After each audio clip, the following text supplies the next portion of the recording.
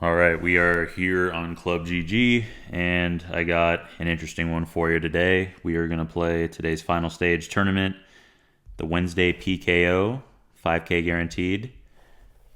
But there's a twist.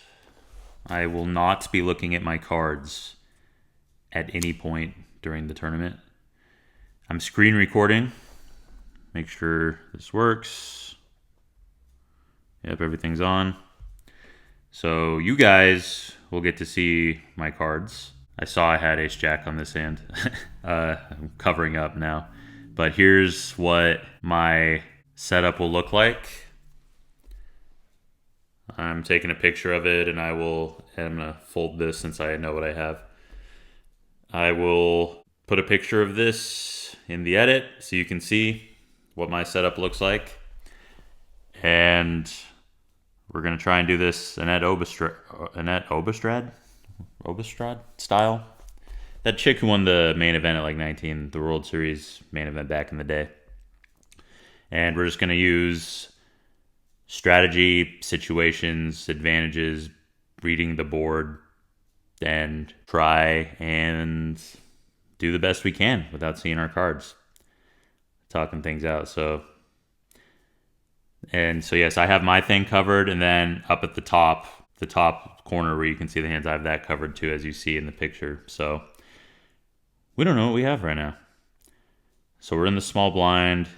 There's a 5x open and a call. We're deep. I mean, when there's a bunch of flats like this, maybe if one or two people more, it's an okay spot to go for a squeeze. But on this type of side, a 5x open doesn't mean what it might in like a, World Series event or like an actual online event, but we're going to fold. So there's a few strategy things that kind of become apparent right away.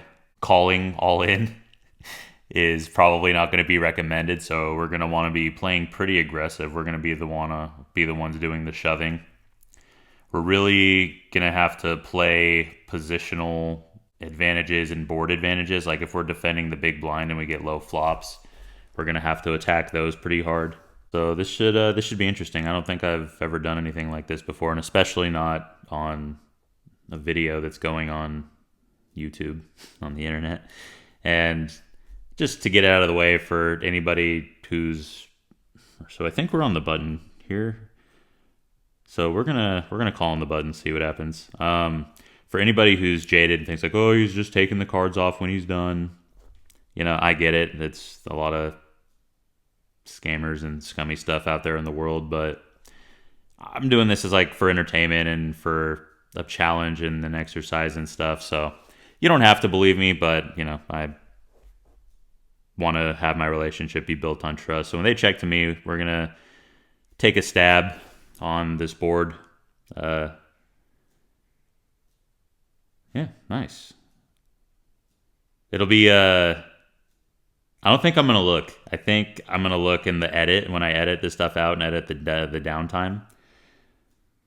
But it'll be interesting to look back and see like what I have. Hopefully the play will show that I'm not looking.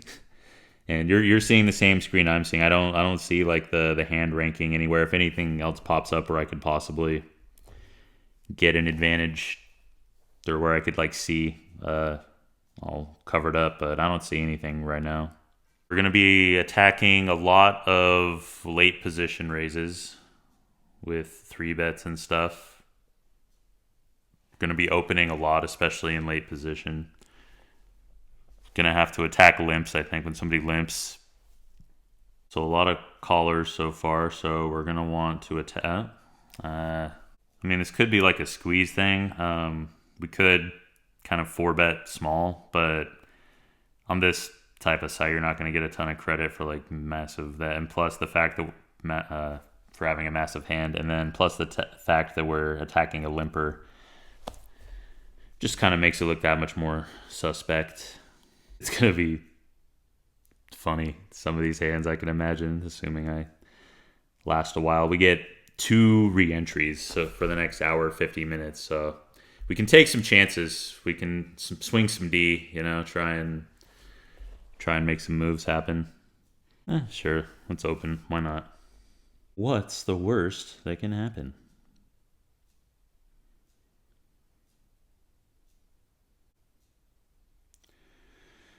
So a 987 board isn't the kind of thing we're going to want to raise and then bet into a whole bunch. Like there are hands that'll do it, but even like overpairs, I think can be in a lot of trouble against flatters, especially from the big blind. So we're going to check a lot of stuff here, like things like Jack 10, obviously, and two pairs and sets we would bet, and then like some draws, but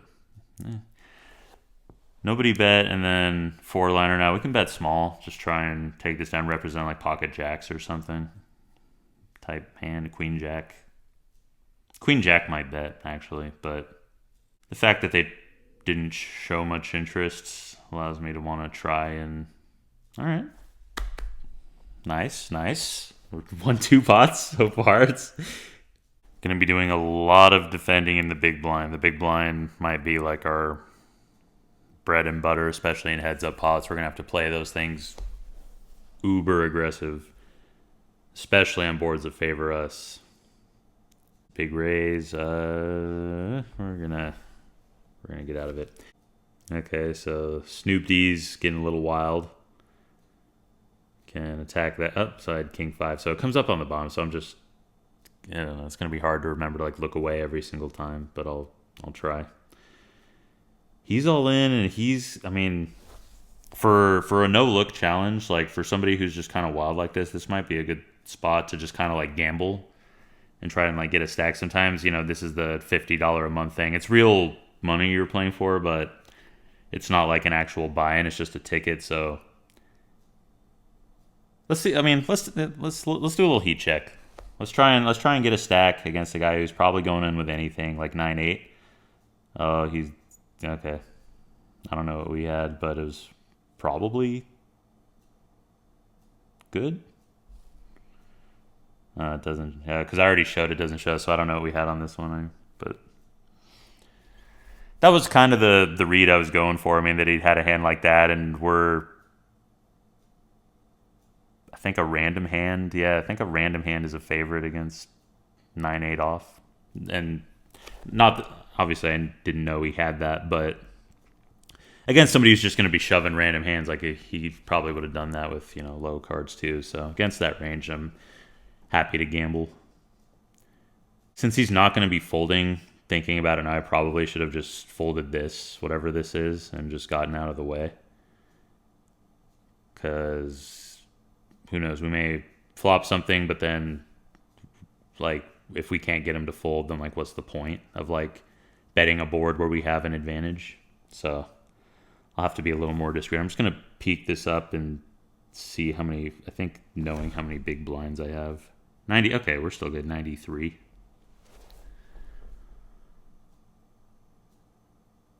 Yeah, so we're just gonna get out of here. We'll have to stay away from guys like Snoop Dogg because we just can't do anything against their aggression and stationiness. Who knows, maybe now that he doubled up, he'll calm down a little bit. We'll have to keep an eye on him. So button, but Snoop D is in the big blind. Man, these big opens. I mean, I know we're deep stacked, but still. Big blind sitting out. So, I mean, if it folds to us, because the big blind's sitting, I think we're still going to attack this spot. Because they see that the big blind is out too. So this becomes like a leveling war. I know you're raising because the big blind is out. You know I'm re-raising you because I see that you know that the big blind is out and there's a flatter. Yeah.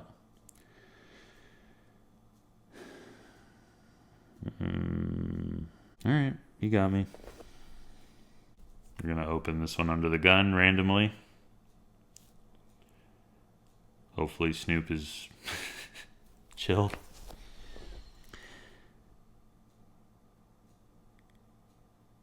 So it's an okay board to rep an overpair. It's not a board to bet like anything else. We'll try once. Not the best, not the worst. We're going to bet and hopefully set up a jam. I have that Negreanu syndrome going on where I say, don't mess with Snoop Dogg because then you end up in spots like this. I mean, there's a fair amount of ways, like randomly, we can connect. I mean, all right, so we have 36 big, so we can just kind of start shoving. I don't know, we'll see. Oh, I had a 9. No. And no, I should have. Why didn't I gamble? I should have said fuck it. Well. All right, new table. New table, new life. Thank goodness. But now, legitimately, I'm going to start. We're at the stack depth where I'm going to start shoving the stack and either get up there or rebuy.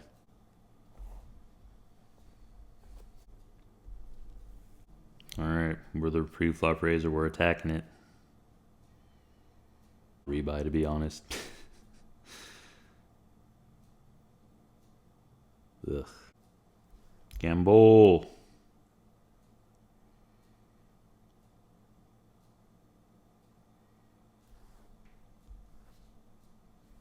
An ace when he has ace 9. That can't be good. Oh, he has a straight. That can't be good either. All right.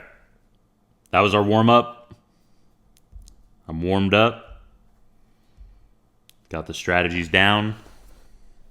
Let's do this for real. Ooh, we get a heads-up hand. All right, so on the button, we're going to open everything to 2.5. All right. Never done this blind thing before, so we got all the heebie-jeebies out of our dude. Can I stop getting 9 deuce? All these heebie-jeebies out of our system, and now it's on for real.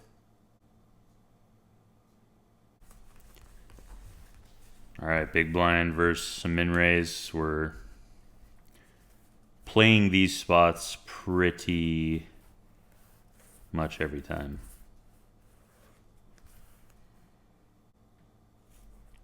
We really don't want to be going multi-way this intensely, this hardcorely, so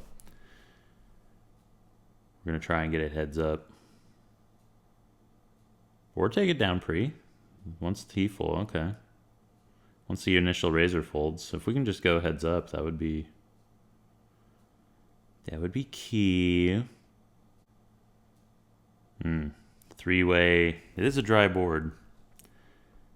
So we can bet this pretty small. Unless they have a jet. Some kind, I mean, I'm not going to do it this time because I said I wouldn't, but like it probably would be a better idea in the future to look only when facing all-ins, like when there's no other like decision to be made. I mean 2 to 1, like yeah, we can't call with like a random hand, so maybe I'll try that next time. If I do something like this again, I'll only look when facing an all-in.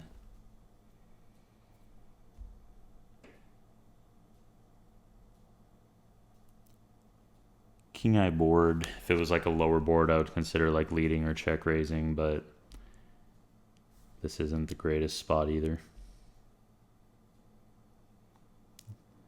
If this was a lower, everybody checks and now a queen comes, I mean, I'm gonna try and overbet.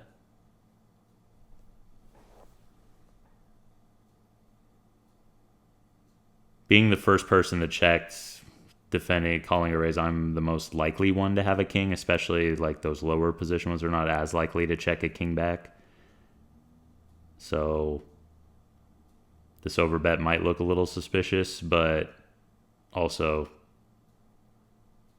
like, unless they're going to make a sick call with a queen, it should get through like a fair amount of the time when nobody bets. Unless, like I said, it's either they have a queen or they're just like, this is suspicious. This doesn't make any sense.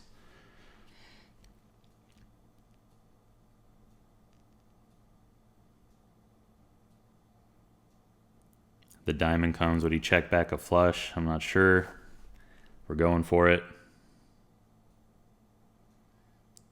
Ooh, got one through. Let's go. Let's go.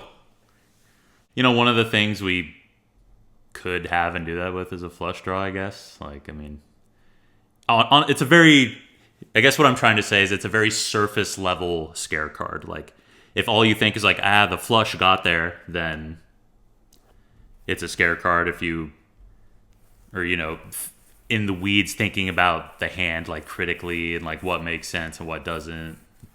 Like, would I actually play flush draws that way? I mean, to be fair, I have made videos and talk a lot about using, it's usually in like heads up pots, it's not usually in 4-way pots, but using those over bets versus check back is one of my favorite plays. So I mean, I'm definitely balanced with it, but also expecting people in a tournament like this to like think about that and be aware of that is probably asking a bit much.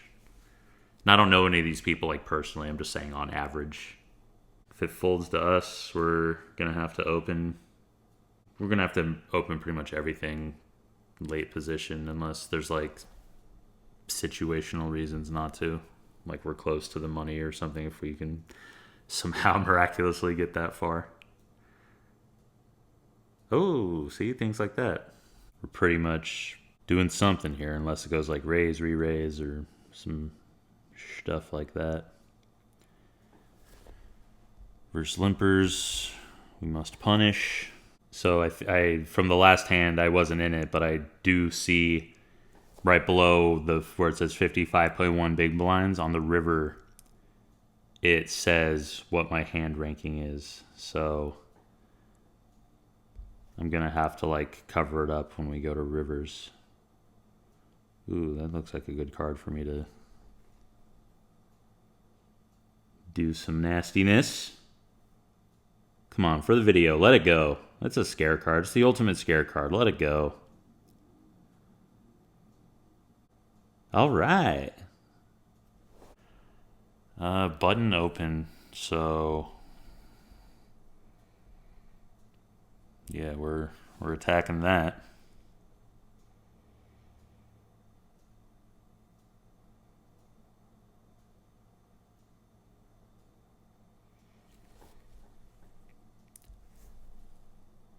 That smallish third pot.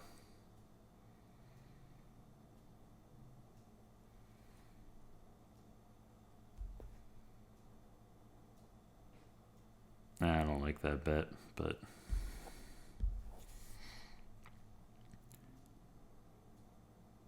ugh. I don't know what we had, but I was literally gonna say the problem with that bet is it doesn't leave anything on the river, and a lot of draws got there, so a lot of like the floats are gonna be able to continue, and then he's gonna be committed on the river. So that was a bad bet. If I was gonna do something like that, I should have bet small and then jam the river for like a bigger size, and maybe he would have still called with a pair of tens, but I at least would have given myself a shot. So I don't know what I had, but poorly played, regardless of what I had, or even and especially given the circumstances. So lesson learned. Last bullet. I think I don't know, like, I don't know how often I'm going to do something like this. Like, I'm not going to do it in, like, they have, like, a 100K tournament every month. Like, I'm not going to do it in the big tournaments. But I think once in a while, maybe like once every few months or 6 months or maybe, like, once a year or something, I'll do, like a blind tournament. I kind of like the parts of the brain that this, like, exercises and works out. It kind of forces you to use and take advantage and recognize all the other advantages in poker besides like your cards, and like really forces you to like pay attention to the players and like the situations and stuff. So I kind of like this. I think I'm going to do it more. I'm not going to do this like every time. But even if this video's short, I will remember the lessons from it and try and do better in the future. But it's an interesting little experiment. So let me know if you're watching this video and you've made it this far. Let me know if you think I should do it the way I do it now, or if I should look when facing all-ins, when there's no other choice besides call or fold.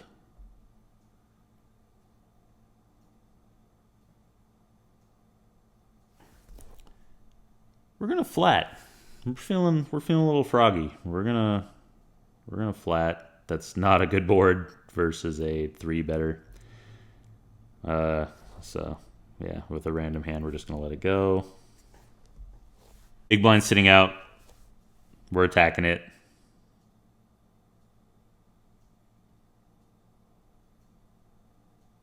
All right, could be a short video today, unless we get lucky. Ugh, ran into aces. Gross.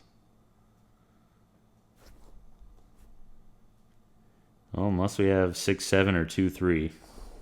Oh, what did we have? 4-6. All right. Well, that was fun.